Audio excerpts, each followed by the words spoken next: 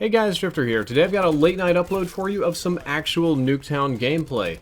As you see, we have real Nuketown gameplay in the video today, about 6 minutes worth of it, not clickbait, not recycled stuff from the trailers, not gameplay in air quotes with little screenshots, but real gameplay because Activision sent this to me. It was sort of a little early gift from Activision PR. It just popped up in my email. It's like, hey, content creator, would you like to make some content with early Nuketown? Well, here's a video you can put on your channel right now, which is what you're watching, and to the best of my knowledge, it looks like a group of developers playing Nuketown in a playtest, probably on PS4 Pro, and they're going pretty hard with the Vapor right now. There's some Maddox gameplay later.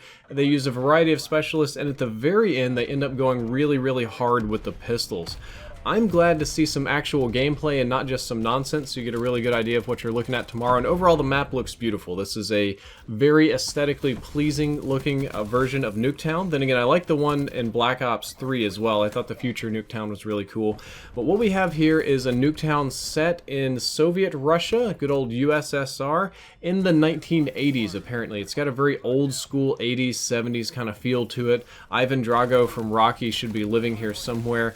And it's just a few things that are a little bit different. As you can tell, it's winter for the first time ever because the other Nuketown is set in a nice like fake suburbia in the American Southwest. This one's a cold, arid map, lots of little snow puffs and frozen windows and snowbanks and things going around, so enemies will be very distinct at least. And there's Russian trains in the middle, which I found almost adorable. I don't know, I just find a lot of Soviet technology and designs to be neat is a good word for it. So good to see that there. And if you look carefully inside all of the houses for what little bit of indoor combat we have, they're all little like command bunkers, kind of like how Nuketown was a fake town in the US and it was used for bombing and just testing.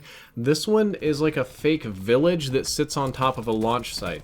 And it looks like people are supposed to fake live here, but they really control the nuclear commands from inside these houses, which was a strategy the world over and still is a world over to put a civilian population near a big military base, or at least put a fake civilian top on a military base so that it's much less likely to get bombed, which I think is morally abhorrent, but I guess people that make these kind of strategies think it's not as bad as losing the war.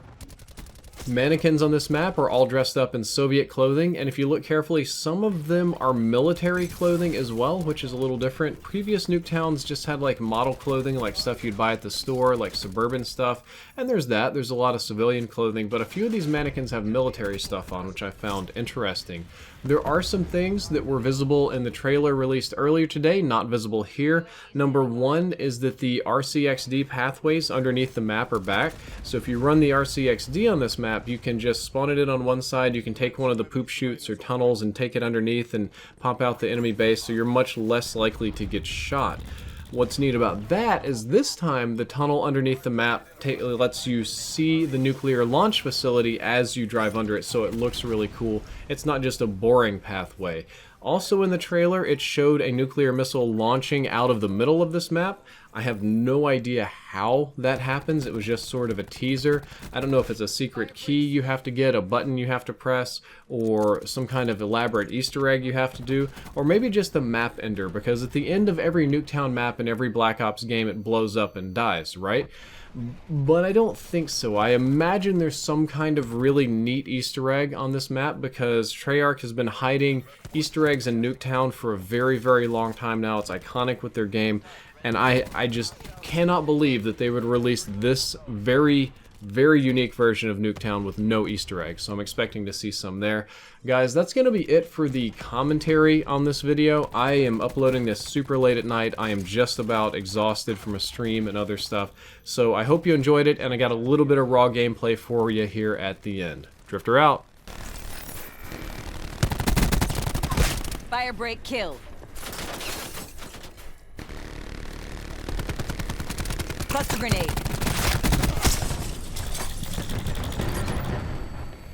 Establishing UAV data splice.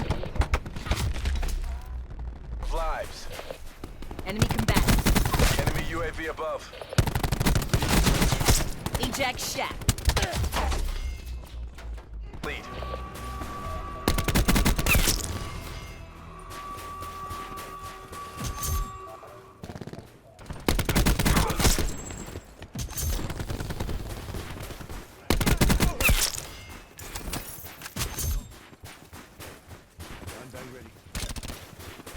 Ready to trap. Enemy down. Dart available. Mine going down. UAV standing by.